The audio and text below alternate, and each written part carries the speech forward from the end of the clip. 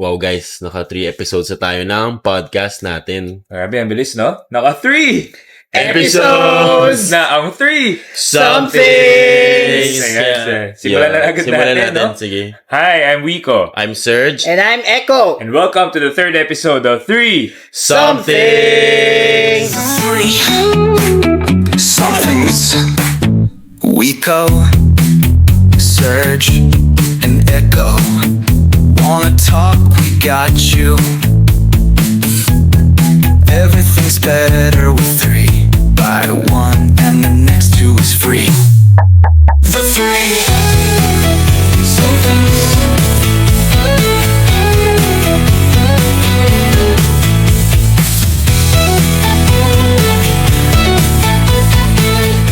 Ayan. So, again, maraming salamat sa mga sumusuporta sa amin, no?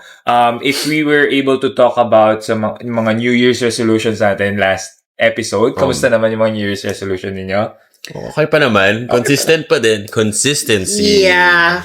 Siguro nagagawa. Siguro. Syempre, Hindi, Nagagawa ka nagagawa. talaga. Hindi siguro. Not probably. Definitely. Okay, sige. Since we were talking about how we failed dun sa unang attempt natin sa ating New Year's resolution, siguro ganun ulit yung pag-uusapan natin ngayon. We'll fail. We'll be talking about something na kumbaga inevitable in life. Okay, Yes. yeah. So, in this episode, no, medyo magsi-serious tone muna tayo kasi palagi na yung medyo light-hearted topics, no, sa past episodes Akala mo na maraming topics Kaya na dalawa tayo. pala, no? Ayan, so, today we'll talk about something na people are actually afraid or not really into discussing this thing. So, ano ba to? Siguro madalas kasi we talk about our achievements, our victories in life, 'di ba? But now, I hope na ma-inspire kayo dito because we will talk about failures. Yeah.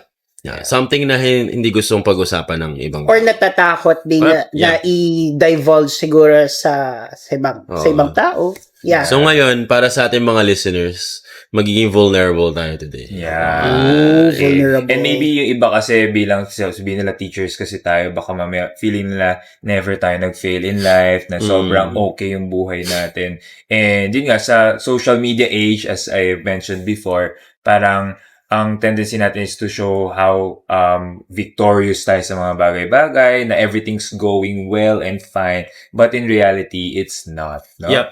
Tsaka maganda din naman pag-usapan yung failures so that we will not be able to repeat them, no? And learn from the failures, no? Kaya maganda din siya pag-usapan. Okay, so the 3 somethings to, mag-share. Hindi kami tagtatatlo ng failures na i-share this time, no? 3, tig-isa kami. So that's 3. Sige. So ito yung magiging natin, 3 somethings. Okay, so medyo seryoso tayo ngayon. Let's start. Who wants to start? Siguro ako na lang. Tinignan ka na namin. Oo nga eh.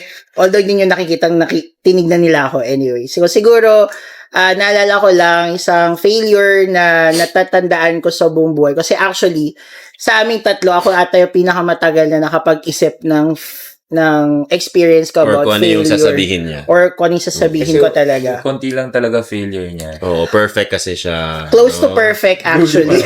Binubuli. Bakit yung mga ako binubuli? Consistency. Consistency is the key daw kasi. Anyway, so siguro, Pero kasi, Eko, ang hirap naman kasi talaga mag-share ng failures. Diba? Yeah. Kaya ayaw natin pag-usapan. So, we we actually appreciate you sharing to us, not just to us, no, but sa listeners natin yung failure na ito, or this story. yeah. Siguro yung isang failure na natatandaan ko na naging life-changing din siya sa akin is nung high school kasi ako, parang I always dreamed of studying in a particular school. So I will say dream kong school kasi na makapasok ng Ateneo. So, the Ateneo. The Ateneo. Ateneo. Diba? Of course, that's a good school. Yeah, it's a good school. Tsaka, For college to, or high school? For college. Okay. So, siguro parang nagtaka yung nanay ko bakit kay Ateneo ang gusto niya sa akin UP. Pero siguro because Ateneo for me it's parang na-dream ko na yung sarili ko to study there. So siguro yung ginawa ko that time is nag-take ako ng review classes, tapos syempre nag-take ako ng acid after review. Pero unfortunately, I didn't pass. So, naalala ko, I will never forget that experience na, di ba, usually tinitignan siya online yung kung nakapasa ko o hindi. Hindi ko nakita yung name ko. Pero ang alam ko, for sure, alam ko talaga na ginawa ko yung best ko at alam ko na feeling ko papasa talaga ako doon. So, yun yung isang bagay na sobrang isa sa mga kinalungkot ko yun talaga na sabi ko feeling ko I'm not good enough, feeling ko hindi ako matalino or hindi ako magaling, hindi para sa akin yung Ateneo talaga. So ewan ko parang that time siguro na sobrang hindi naman sobrang depressed, sobrang nalungkot lang talaga ako that time. Pero siguro, everything happens for a reason din talaga. So, pero yun, isa sa mga failure ko na hindi ko makakalimutan.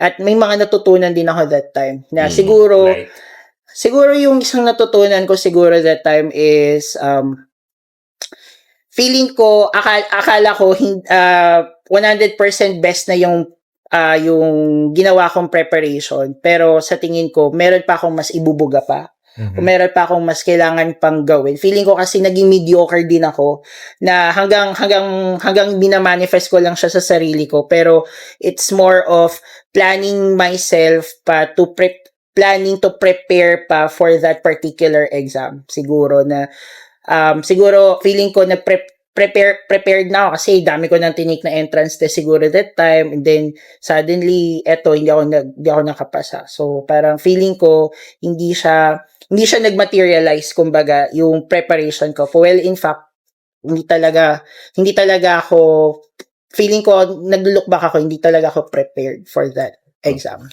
Constant theme talaga yung pag nag-fail ka, no? Yung mararamdaman mo na I'm not good enough. Yeah, yung imposter syndrome. Hindi. Imposter syndrome. Parang, just feeling bad about yourself. Kasi syempre, isipin mo, diba? Bakit sila nakapasa ako hindi? Yeah, yun. Tapos knowing yourself na at a young age, you win, and then suddenly you fail. Parang ano ba yun? Ano ba ako? Ano bang kulang? Am I not good enough? Feeling ko kasi that time parang you are used to winning. You're used to achieving what you want. Pero parang suddenly it's a big blow, kumbaga, na ay hindi mo nakuha. Bakit ganun? Parang parang isang malaking take a step back para sa'yo na baka meron kang kailangan pang gawin. Kailangan pang i-improve. Yeah, that's true. These are points of reflection. Yung mga failures na nararanasan natin. Exactly. And para lang sa mga nakikinig, no, iba-iba kasi talaga yung mga entrance test. Ito yung mga practical part, no? So, ang asset, I remember, sobrang bilis ng time nila, no? Grabe yun. Per part ng exam. So, I don't know, I think it pays to talk to your seniors how an exam actually goes. Para, alam mo yun, it's part of preparation. Yes. You know, talking to, knowing how to tackle an exam din. Pero yung mga yan, study tips na yan, no? we could also talk about that in a separate episode. Yeah. So, again, planning to plan? Isa sa mga quotes na lagi kong naaalala is, if you fail to plan, you plan to fail. Yeah. So, yan yung lesson number 1 natin. Yes. Okay. So, sino sa atin susunod? Ikaw na. Ikaw. Yeah. Okay, sige. So, I am Rico. Alcoholics Anonymous pala. Hindi, alcoholic po siya. Charot. Hindi, Oops. Anyway, so, yun.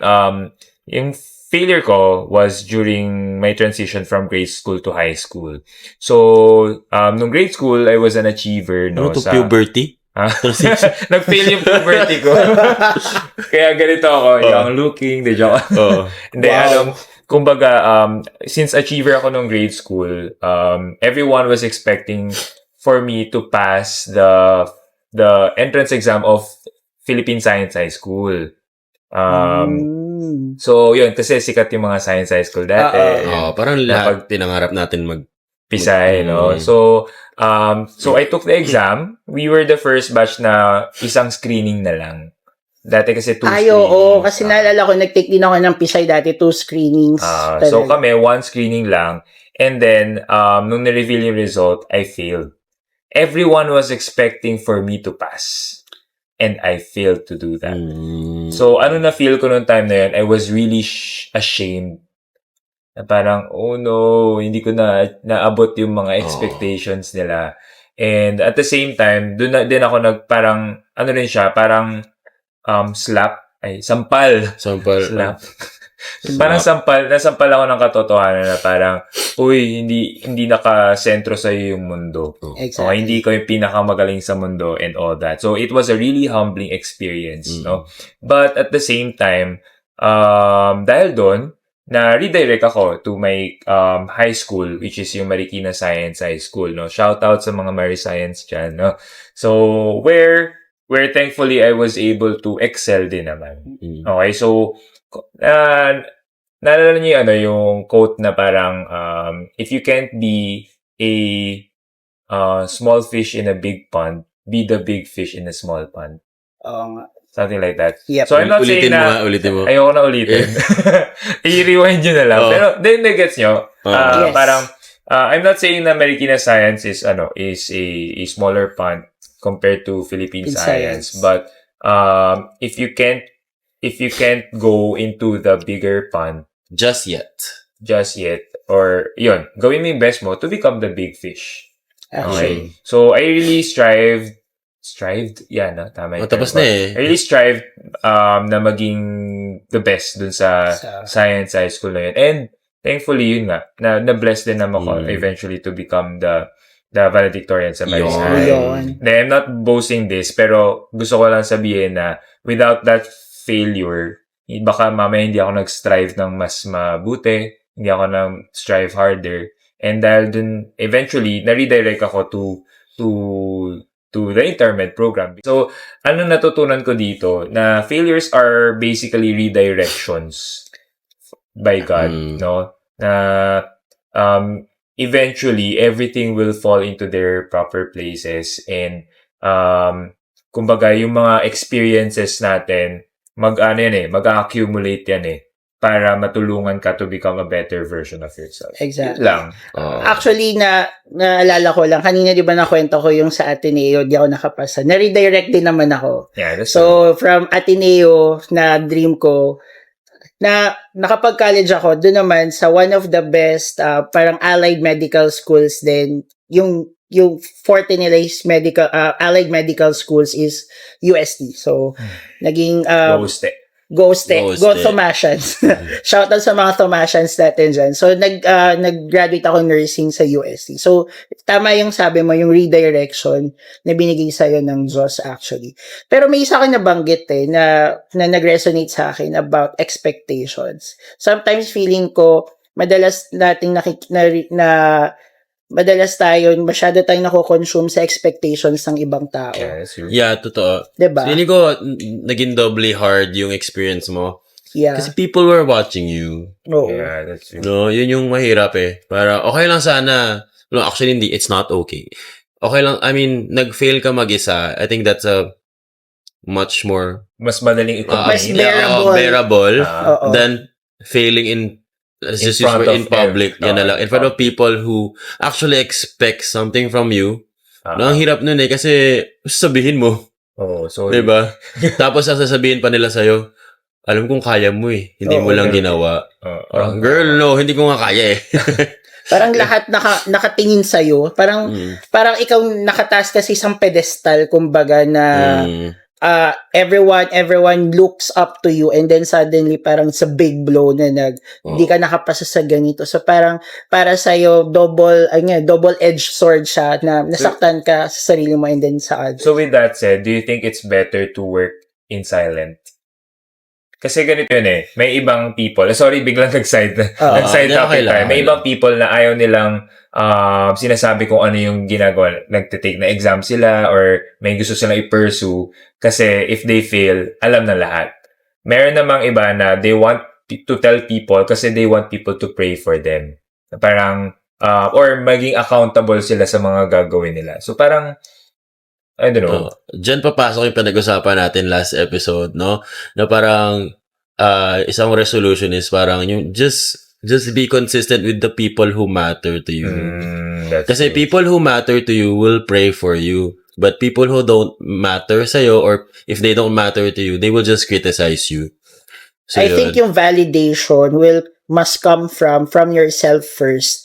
And dun sa, sabi nga ni Serge, people who matter to you. Sometimes kasi, ang validation, ito, based from experience lang din, na feeling ko lang na yung validation, madalas, nanggagaling in the wide spectrum of a lot of people. Para, nabavalidate ko na tama yung ginagawa ko kasi maraming nakakakita sa akin na tama, na ito yung ginagawa ko talaga. Well, in fact, yung mga taong mas nakakakilala sa'yo, yun yung dapat na major na pinapakinggan mo to validate you, your worth as a person, and not to judge yung failure mo, but yung kung ano yung ginawa mong tama para sa'yo. At sila din yung magiging support system mo if mag-fail ka. That's true. Totoo yan. And I saw naman the support of my family na pinush talaga nila na hindi ka man pisay. Lahat sinuportahan nila nung nag-Marikina ng Science. So, family, babalik pa rin talaga sa family. I agree. Thank you, Mom, Dad. Mom, Dad.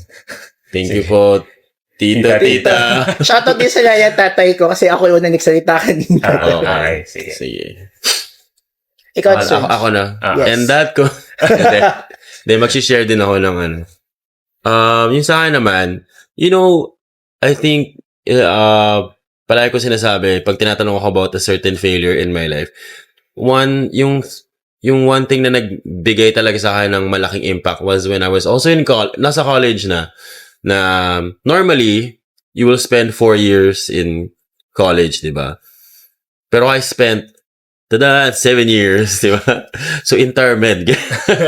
As in, no joke, yung mga intermed kong batchmates, kasabay ko siyang graduate kasi 7 years siya.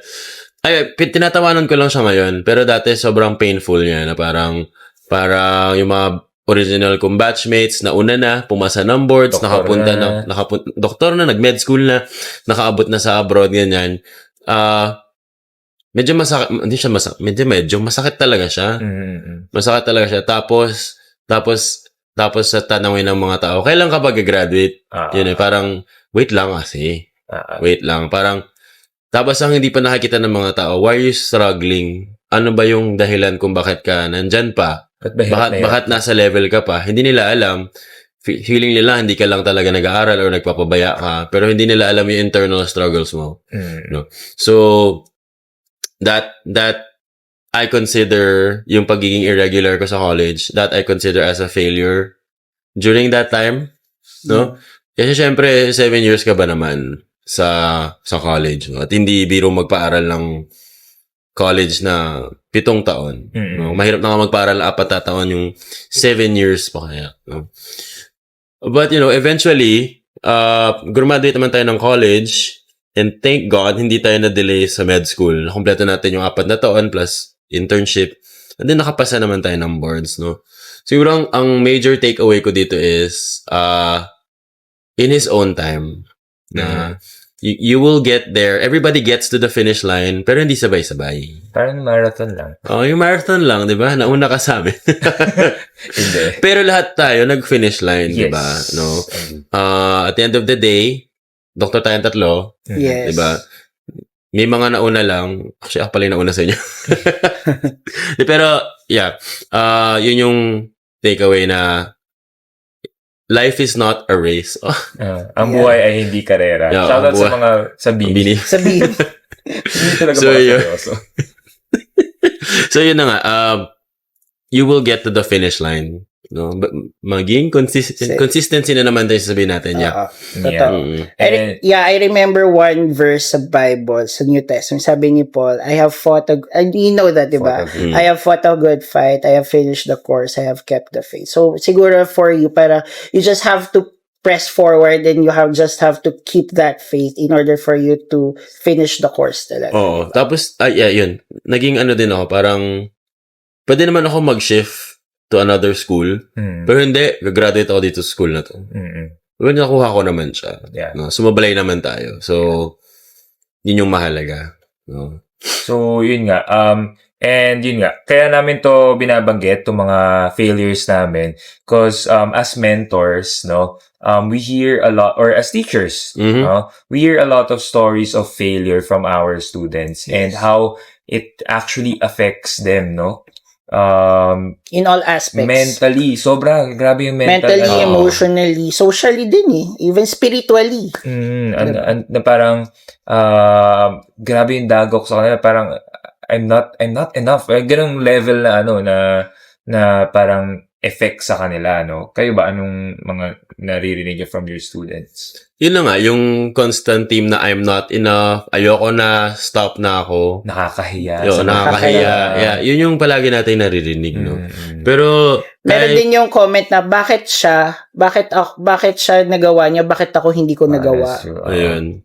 Comparison. Yeah, yung kino-compare nila yung isa't isa. Lalo na pag besties pa sila, nauna yung barkada niya, tapos siya naiwan siya. You really can't help but compare. No? But at the end of the day, kahit ano pa yung failure, ang tanong lang naman, ang general question natin is how do you get back up? Yun yung pinakamahalaga. Kailangan matuto kang bumangon. Yes. Yeah, but you also have to have a good self-assessment. Ano ba nangyari? Bakit ako nag-fail?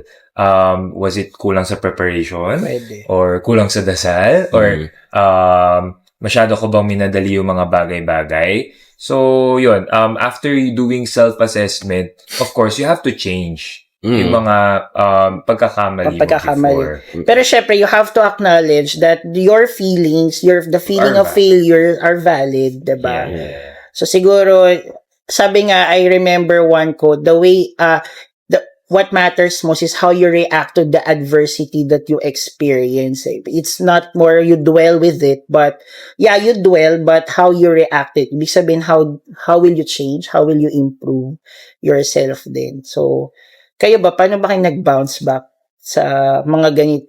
In general, pag may failures kayo na, of course, hindi lang naman yung mga experiences natin na may mga failures, diba? So, kayo, when a failure comes to you or when an experience comes na ganito, how do you deal with it? How do you bounce back with it? Tulad nung ako muna, sige. Tulad nung sinabi ni Wiko nga kanina, yung self-reflection nga, no? Ano ba, kasi pag nag-fail ka, tapos mag-fail ka ulit, which happened to me. No, kaya nga siya 7 years Ibig sabihin nun, meron kang babaguhin sa sistema. No, hindi pwedeng ulitin mo lang ulit yung ginawa mo, no? Magkakaroon ka ng overhaul dun sa system para gumana siya. So yun, self-reflection, tingnan natin kung ano yung mali dun sa sistema, tanggalin natin yung mali sa sistema, and then let's do it again. I mean, don't do it again. I mean, that's do it again and win. Parang ganun. So yun, reflection talaga. You really have to reflect on what happened. Okay? Pagdasal mo rin na, Lord, bakit ba? Can you tell me what happened or why this is happening to me? And I know eventually i-reveal naman sa iyo ni Lord. Pero yun nga, again, nasa Diyos ang awa, nasa tao ang gawa. So you have to do something. Do something. Hindi talaga makaseryoso. Tama naman. Bro.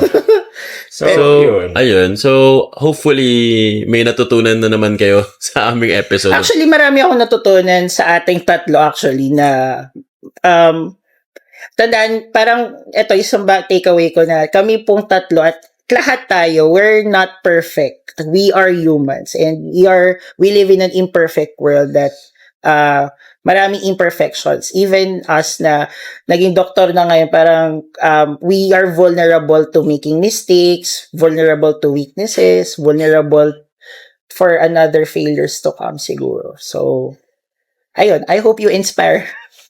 I hope you'll be inspired dito. Okay? Okay, sige. So, yep, ang seryoso na episode natin. No? So, worry sa pero next ang galing niya, ang dami niyang mga input na kalokohan ng konti. Hindi talaga. Sa next episode naman natin, balik tayo sa pagiging fun. Fun naman to, pag-usapan yung mga bagay na... kasi matatawanan mo na lang siya in the future. So, hopefully ganun din kayo, no? And ano next episode natin? It's almost it's February, no? Siyempre, ang favorite team natin pag February, di ba, ay ang... Ang EDSA Revolution. So, tama naman. Ayun, abangan nyo na lang ulit namin na yung aming episode this February. Mas madami tayong pwedeng pag-usapan. Ayan. Mga gusto nyo pag-usapan yan. Yung mga inaabangan nyo. Alam mga gusto nyo malaman kay Doc Wico. At kay Doc Echo. At kay Doc Doc Serge. Lahat. Ito ulit ang 3 something. Bye-bye. See you guys. Thank Bye you. guys. See you. The three.